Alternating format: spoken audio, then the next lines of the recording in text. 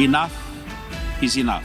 After failing to reach an agreement, desperate citizens flee as the war in Ukraine is raging. What we are doing here tonight matters. Plus, a show of solidarity here at the Utah State Capitol. I don't sleep well now because my family is not sick. What today's rally means for Ukrainians here in Utah and hopefully in their country. Plus, we look at how Utah, Ukraine, and Russia are tied economically. The framework with doing business in Russia has been totally transformed just over the past week. The complex supply chain and how our dollars can make a difference. We are so incredibly grateful for your donations.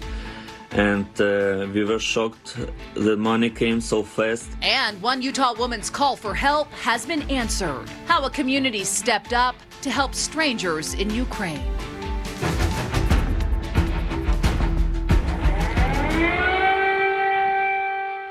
At this hour, more than 500,000 refugees have fled Ukraine, and the Pentagon is warning that Russian forces are creeping closer to the Ukrainian capital of Kyiv. The UN Secretary General says enough is enough when it comes to Russia's attacks on Ukraine. It took this Ukrainian disaster to spark a world diplomacy not seen for 40 years.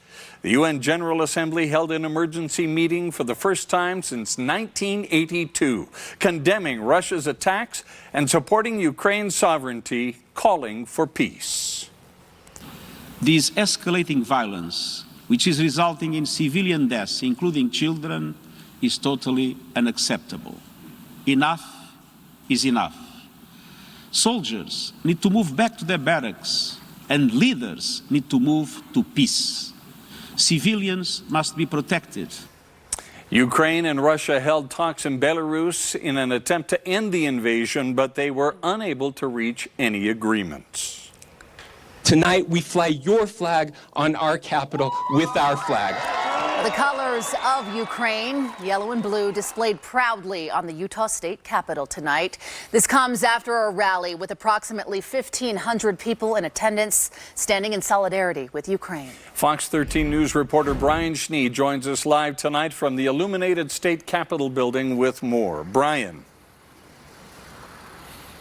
Well, Bob and Kelly, it really is a spectacular sight. The colors representing the nation of Ukraine lighting up the Utah State Capitol tonight. Those two same colors, blue and yellow, also illuminating a large crowd earlier today that stood in solidarity with the nation of Ukraine. You care I'll free the Ukraine. about our brothers and sisters in Ukraine, and that's why you're here.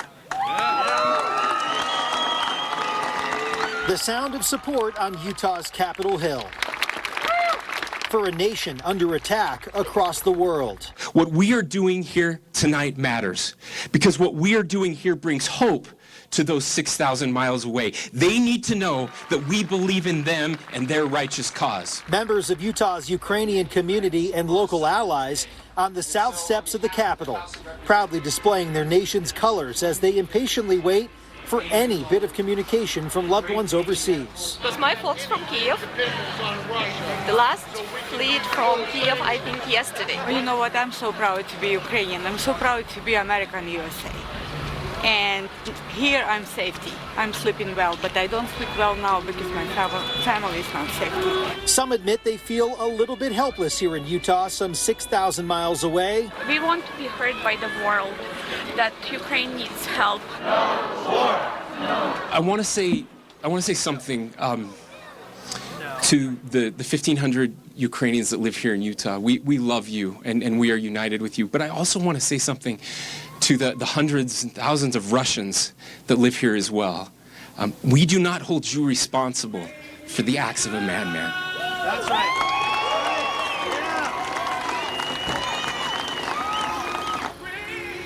Well, this really is such a significant night here in the state of Utah. This is just the second time in the state's history where the Utah State Capitol has been illuminated in colors. The last and only time prior to this, the 2002 Olympic Games. Now, this is the only night that these colors will shine bright on the State Capitol building. However, the Ukrainian flag will fly proudly for a few more days. Live on Utah's Capitol Hill tonight, Brian Schnee, Fox 13 News, Utah. Brian, thank you so much. Earlier this afternoon, I was part of the crowd at the Utah State Capitol as hundreds showed their support and love for the people of Ukraine. And I learned the solidarity goes beyond today's showing on the Capitol steps. Jonathan Friedman is an honorary consul of Ukraine. He told me this afternoon Utahns are contacting him to get involved in the resistance against Russia. I've probably gotten 100 emails today from Utahns that want to help from either a humanitarian aspect or going to Ukraine and fighting. I mean, it is really overwhelming, the response and the resolve of Utahns here in support of Ukraine. Lieutenant Governor Deidre Henderson was also at today's rally, asking people to check in to what it means to live in a free country. Freedom's not free. And that freedom must be fought for and defended, as Ronald Reagan said, by every generation, because it only comes once to a people. And it's our turn right now to make sure that we're standing with those who are fighting to protect freedom and democracy. And perhaps one of the most powerful remarks this afternoon came from this woman, Yulia Holko, a young woman born in Ukraine with many family members and friends still within the country, just now trying to survive. It's terrifying. It's extremely terrifying. I mean, a lot of my friends are spending nights at bomb shelters, in the subway stations. So, you know, when you're reaching out to a friend in the evening and asking them how they're doing, and, you know, they're responding that we're considering maybe heading for Poland tomorrow, but only if we survive tonight. You know, it's just, I mean, the words cannot describe. Some very powerful moments up at the state capitol today. More tributes are pouring in for Ukraine from the Beehive State tonight. The Block U on the mountain above the University of Utah is lit up in blue and yellow tonight. A blue and yellow U was also lit up on one of the video boards near Rice-Eccles Stadium. And at Vivint Arena in downtown Salt Lake City, it was also lit up in blue and yellow tonight. These images came from the Utah Jazz Twitter account. Above one of the entrances to the arena is a lit up sign that says Utah stands with Ukraine. Tonight, another way the state of Utah is expressing its support for Ukraine is through the supply chain that the country supports Ukraine. Fox 13 News reporter Emily Tenser explains how local agencies are finding ways to make our money talk for us. Russian-made vodka is off the shelves, and the state of Utah is looking into what could go next. Trying to disrupt the entire international supply chain in a weekend is a very tough thing to do. So we're really trying to be thoughtful about how we go through this process. That's Ben Hart. He's the deputy director of the governor's office of economic opportunity. His team has spent the weekend looking into Utah's economic relationships with Russia in case any products or contracts need to end. Just to make sure that we understand, that's what this process is all about. Where are we doing business? As of right now, the only product the DABC has removed is Russian standard vodka. Now, many products like Smirnoffs and Stolis have Russian-sounding names, but they're not made over there. This was made in Latvia. Now, the state is working to identify which vodkas are Russian-produced. There's a lot to sort through, and so I think the state is being very thoughtful in how it approaches issues related to alcohol sales or brands that may be from Russia. Perhaps the greatest challenge, Russia plays a major role in the production of oil and petroleum. That's an export that will have major impacts worldwide. We're still trying to understand exactly how that impacts the state of Utah and where we may be using those products and services, but we also have to understand that it may be with our vendors, and we have to understand very complex relationships. The World Trade Center Utah is working with a local law firm to get guidance for businesses on how to deal with the constant changes and sanctions against Russia. The framework with doing business in Russia has been totally transformed just over the past week. Hart says it's too early right now to know the financial impact that pulling Russian-made vodka will have on Utah, but he hopes the act itself sends a clear message. Even if at the end of this process, we're just sending the right signal, we still feel like it's a worthwhile exercise. In Salt Lake City, Emily Tenser, Fox 13 News, Utah. We will have continued reaction from state lawmakers and details of the efforts of Utahns to help the Ukrainians. For the very latest coverage on the Russian invasion of Ukraine, go to fox13now.com and our social media pages.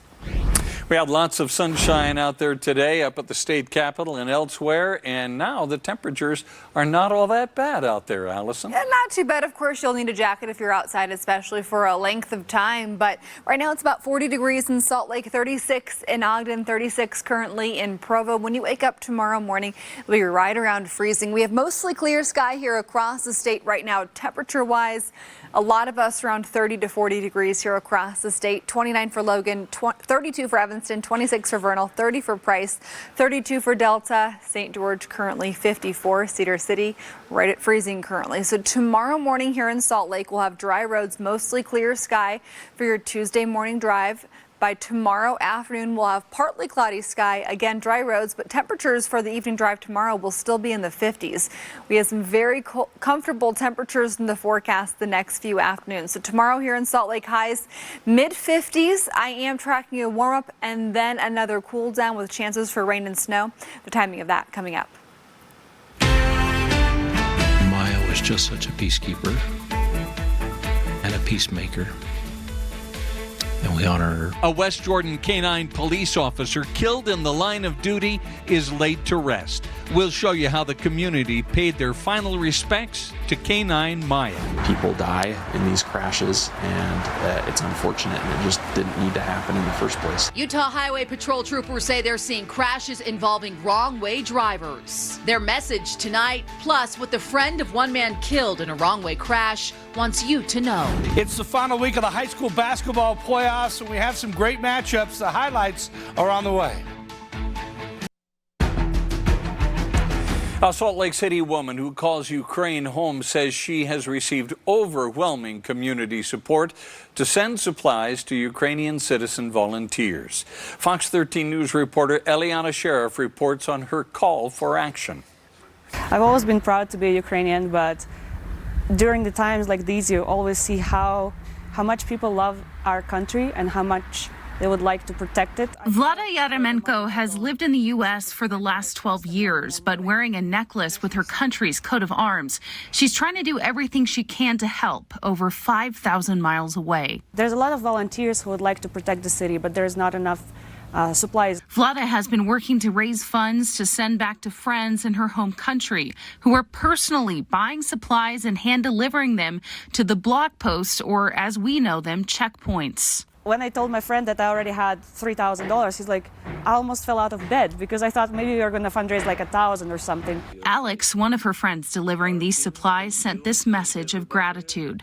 We are so incredibly grateful for your donations, and we were shocked the money came so fast. Everyone in the community, elderly, women, children, everyone is helping. But more supplies are needed, and not just for those who want to help defend Ukraine. Like today we had 400 kids come in without parents from Kharkiv, which has been bombed out really hard right now. While her family is safe for now, she does have loved ones close to war-torn areas. I've talked to them, and they're being hit hard, and they have to sit in bunkers, and they come out to eat to the apartment and then go back to the bunker. It's 21st century, and this is happening in the middle of Europe, and it's basically terrorism. Vlada is grateful to have support for her country and plans to help as many people as she can from here in the States. The best part is being able to tell the people who are in Ukraine what we're doing and how much people here want to help them. In Salt Lake City, Eliana Sheriff, Fox 13 News, Utah. We have breaking news happening right now in California, where 5 people are dead after a shooting inside a church in Sacramento. Investigators say a church worker who was upstairs heard the shots just after 6 p.m. Utah time. The Sacramento County Sheriff's Office says a father shot and killed his 3 children and his wife inside the church before turning the gun on himself. Again, 5 people are dead in a murder-suicide at a church in Sacramento, California. We will bring you updates as we learn more, on air and online at fox13now.com. Well, tomorrow, President Joe Biden will deliver his State of the Union address to Congress. Historically, the speech offers presidents a chance to highlight their priorities and agenda, but much of that is taking a backseat right now as Russia's invasion of Ukraine rages on. Still, it is a critical time for the president as he works to manage a shaky economy and nominate a new Supreme Court justice, all while the pandemic continues. Fox 13 will broadcast the president's address tomorrow night, starting at 7 p.m., followed by The Resident and then Fox 13 News at 9. Well, I'll tell you what, it sure is nice to have a break from the really cold temperatures. No, that's totally right. Temperatures are very average today. We hit 50. 50 is a normal high this time of year, so perfectly normal end of February day, but our precipitation is below normal for the month and for the year and for the water year. Let's go ahead and start with air quality because that's going to be top of mind the next few days. Right now, we do have moderate to unhealthy for sensitive groups along the Wasatch Front. Our worst air quality right now is near the Hill Air Force Base area near Layton. Most of the Salt Lake Valley, moderate air. Tooele, moderate air. Tooele County. Up in the mountains, still good air. And then for Utah County, mostly moderate air quality. Lehigh, Provo, Orem, Spanish Fork, and for Payson. Tonight, Salt Lake City currently 40 degrees as we're getting ready for bed. We have very light wind here along the Wasatch Front and a beautiful sunset tonight. This was taken at the Great Salt Lake from Trent Sayer, posted in our Facebook group, and I just went ahead and renamed it the Great Salt Sunset because this is just such a beautiful view. Thanks so much for posting that in our Facebook group. We look at our temperatures right now, 34 in Tooele, 36 for Ogden, 31 for Brigham City. We have temperatures mainly in the 30s for the Wasatch Front, 29 for Logan, 27 for Heber, 26 for Vernal right now, 30 in Price, 36 in Moab, 25 for Panguitch and Bryce, Kanab right now 37, Cedar 32, and St. George currently 54 degrees. Salt Lake the rest of the evening will keep you in the 30s overnight with clear sky. And then we look at satellite and radar. We have high pressure here across the state. We have very clear conditions here across Utah that allow us to be cool tonight, but really not too terrible when you wake up at 6 o'clock in the morning. It'll be around 25 degrees for Utah County, for Provo, Eagle Mountain, for Tooele, Salt Lake, and Ogden, right around freezing tomorrow morning, and St. George close to about 40 degrees. By tomorrow afternoon, we're going to be in the upper 50s with partly cloudy sky, few clouds at times tomorrow, but overall a nice day with moderate air quality. By 4 o'clock tomorrow, much of us here along the Wasatch Front are right near 55 degrees. So same thing for Tooele, Ogden, Logan mid-40s tomorrow. Same thing for Park City, 50 for Price and Provo, and for St. George tomorrow, close to 70 degrees. Your chance of precipitation is going to be dry the next few days, and then we have more chances for some storms to move in. So as of right now, we'll keep you dry through Thursday. By Thursday night into Friday, that's when we're going to start seeing a few widely scattered to scattered showers. By Saturday night, that looks to be our best chance as of right now, but these details will continue to change and come together as we get closer, so we'll keep our eye on this for you. Just know that we're going to have some unsettled weather and cooler temperatures for this upcoming weekend. St. George, that means you'll be hanging out around 70 to 75 Tuesday, Wednesday, Thursday. By Friday, we'll have those temperatures in the 50s, so quite a bit cooler through the weekend with chances for rain. We'll talk more details and specifics coming up later in the hour. For Salt Lake, look at this. We are mid to low 60s Wednesday, Thursday, mid 50s on Friday. Chances for rain and snow this weekend. Yes, more chances for snow. We'll talk more about that coming up later in the hour. Wow, reaching into the 60s. Allison, thanks. Still ahead, what Dr. Angela Dunn is saying tonight about the state of the pandemic in Salt Lake County and what we need to do to keep control of COVID-19 in the future. When you can't watch Fox 13 News live, watch us streaming online for free on Roku, Fire TV, and Apple TV. Just search Fox 13 on your device. Well, every single day this month, Utah saw a drop in the 7-day average for new COVID-19 cases. It's now at 438 after the health department reported 896 new cases over the past 3 days. Hospitalizations also went down, and officials reported 3 more Utahns have now died from the virus. This afternoon, Salt Lake County Health Director Dr. Angela Dunn gave an update on COVID-19 guidelines. It came after the CDC announced last Friday that Salt Lake County is now in the medium level for COVID transmission. Dr. Dunn says while numbers have decreased, there are still things we can do to keep those numbers low. Vaccination remains the #1 way to prevent yourself from getting infected or having severe disease due to COVID infection. Dr. Dunn there says if you do have symptoms, it's still important to isolate for 5 days and then wear a mask in public for another 5 days. Her other recommendations include wearing a high filtration mask when indoors in public if certain personal circumstances apply, and also maintaining an overall healthy lifestyle. Close to 4,900 Utahns got a COVID shot over the weekend. We've now reached 61% of Utahns who are fully vaccinated. Many Amazon employees will soon be able to ditch their masks. The company issued a statement today saying warehouse workers don't have to wear facial coverings in states where they're not mandated by local laws. It applies to all employees regardless of vaccination status. The change goes into effect tomorrow and came after the CDC changed its guidance on mask wearing for those who are healthy. As war rages in Eastern Europe, the Utah State Legislature takes action. I am just so heartened by my colleagues here that have given their support to Ukraine. The new resolution and how some lawmakers want to go a step further to help. A disturbing trend on Utah highways that has proven deadly 3 times already this year. Hear from a man who lost his friend to a wrong-way driver, and a message from UHP troopers. Spring football is underway for the BYU Cougars, plus high school basketball playoffs.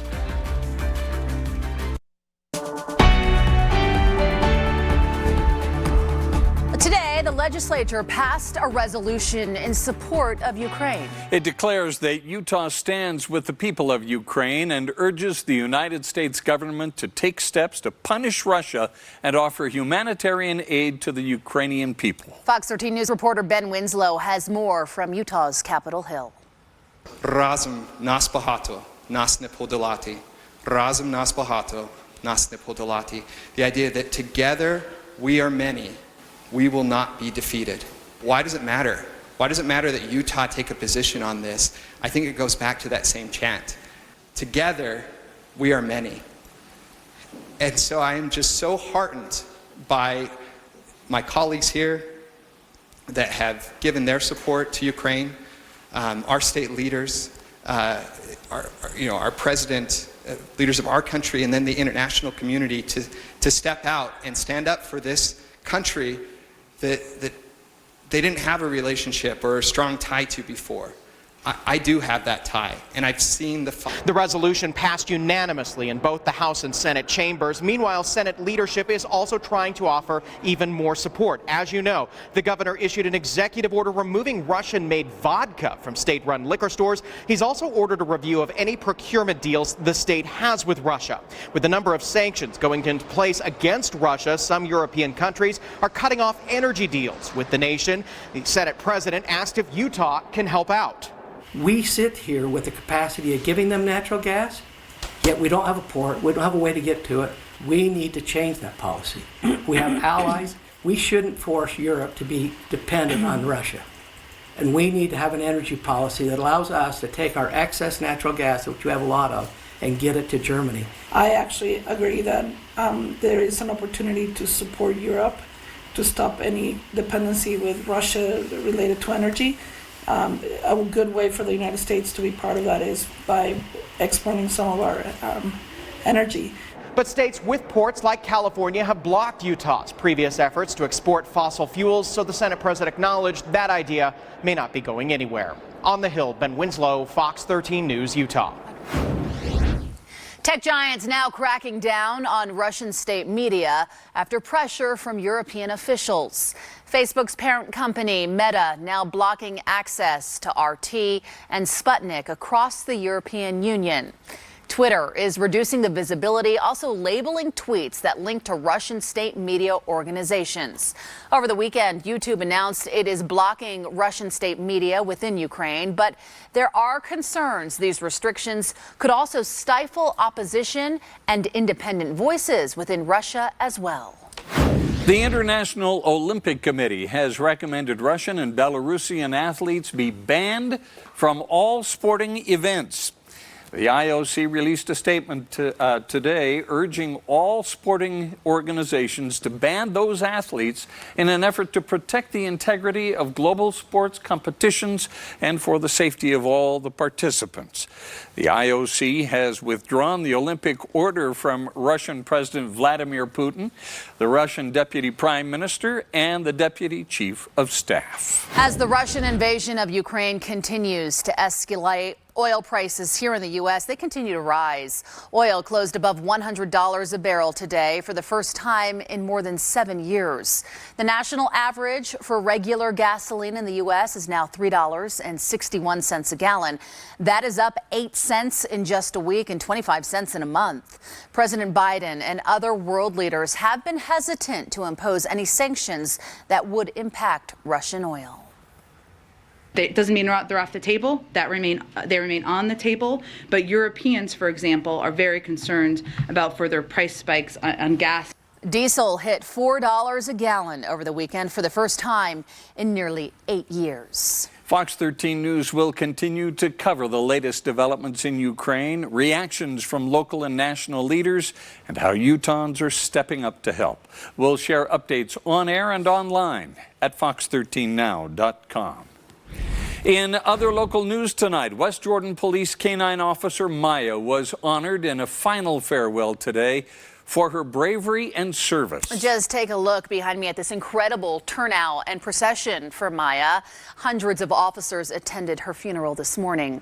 She spent almost her entire 6 years of life tracking down narcotics and protecting Utahns from criminals. That's what she was doing when she was fatally shot in the line of duty a week and a half ago. When the criminal brought his gun to bear on our officers, Maya charged to protect so that our officers could go home to their loved ones. Maya received the Medal of Valor today. Her funeral service concluded with a procession of police cars and motorcycles showing their love and respect before she was laid to rest. A controversial bill banning the teaching of so-called divisive concepts has been put on ice in the legislature. Senator John Johnson's bill would have prohibited discussion that one identity trait is or has been privileged over another, or that the U.S. is fundamentally racist or nationalistic. It included punishment for teachers who even broached those topics. The bill faced criticism from lawmakers in the Education Committee until an abrupt motion to end the meeting. Still ahead, a resolution introduced in the Utah State Legislature urges the FDA to overturn a ban on blood donations by gay and bisexual men. Why many say this move is long overdue. Plus, see how Real Salt Lake is giving back in a big way ahead of their first home game of the season this weekend. Welcome back, everyone. A high-profile lawmaker is leaving the legislature to run for Salt Lake County Council. I think we need some fresh voices and some new perspective on the council, and I plan to continue to work on those issues that I've worked on here at the County Council. Representative Suzanne Harrison plans to run for the at-large seat currently held by Richard Snellgrove. Redistricting has also impacted the race. Her legislative seat has shifted significantly. Real Salt Lake soccer players helped fill up boxes at the Utah Food Bank today. It was part of the team's annual Real Week service project.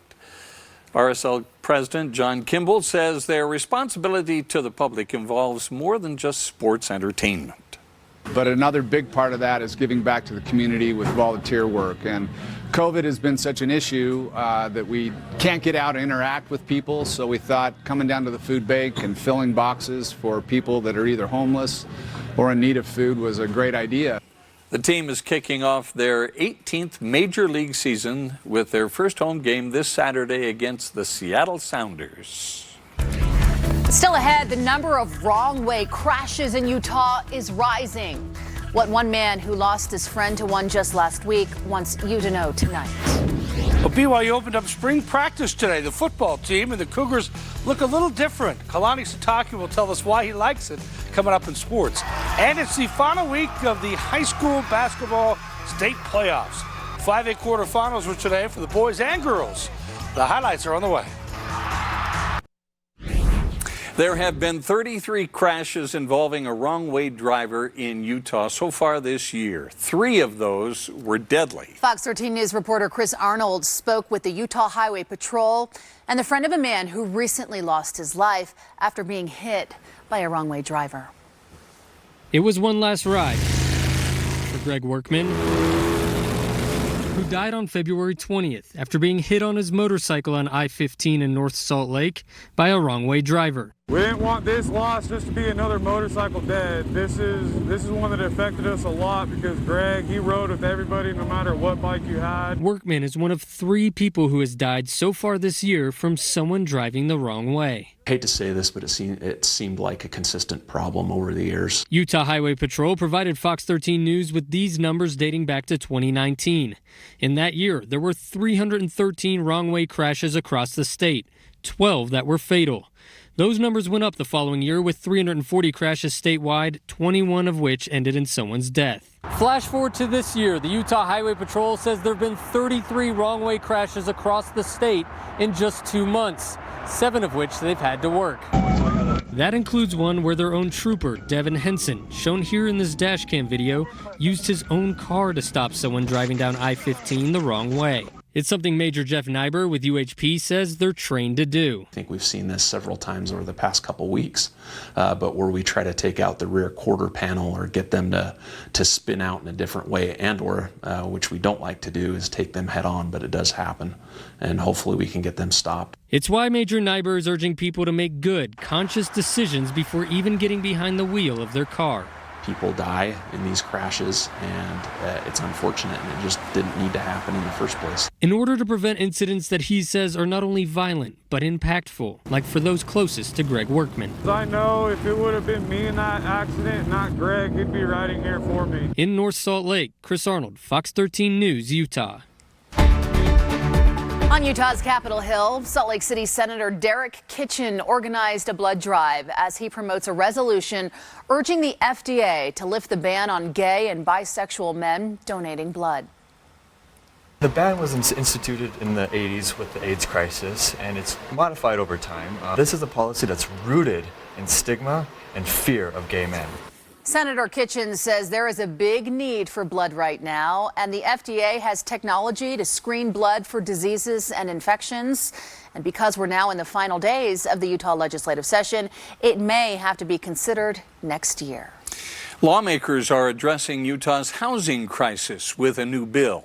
HB 462, known as the Housing Affordability Amendments, would provide $50 million in gap financing for tax credit projects and another $50 million to the Rural Housing Fund for loans. It would also promote high-density housing near transit lanes. We have a 50,000 unit demand and a zero supply at this point.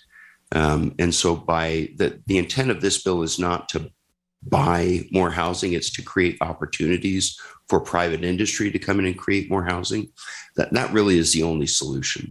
The bill did not have unanimous support in today's committee hearing. Changes to the bill are expected later this week. Today, the Utah House of Representatives held a surprise vote on a very controversial bill. Representatives debated the Hope Scholarship Bill, also known as the Voucher Bill.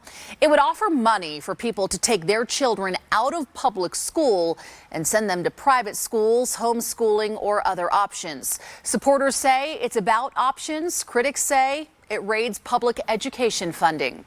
It inspired some pretty fierce debate on the House floor. In an area of our state, education that is supposed to benefit children, again and again, the conversation was around adults and other adults in the system and adults in the room, and it's just adults talking about adults. And I think we need to refocus on what education is for. The House rejected the bill on a 53-22 vote. A bill to allow 16 and 17-year-olds to vote in local school board elections came up for debate in the House today. These teens came to, well, some teens came to Capitol Hill. These teens right here. They came to lobby in favor of the bill. They say students should be able to vote for whomever represents them and decides education policy. With school board races, the people that are running are representing students, but students have no say who's representing them. And when I'm 18 and able to vote, then I can pick those people, but then I'm no longer in the system, so it no longer really affects me to the same extent until I have kids. The bill failed to pass in the House on a 29-46 vote.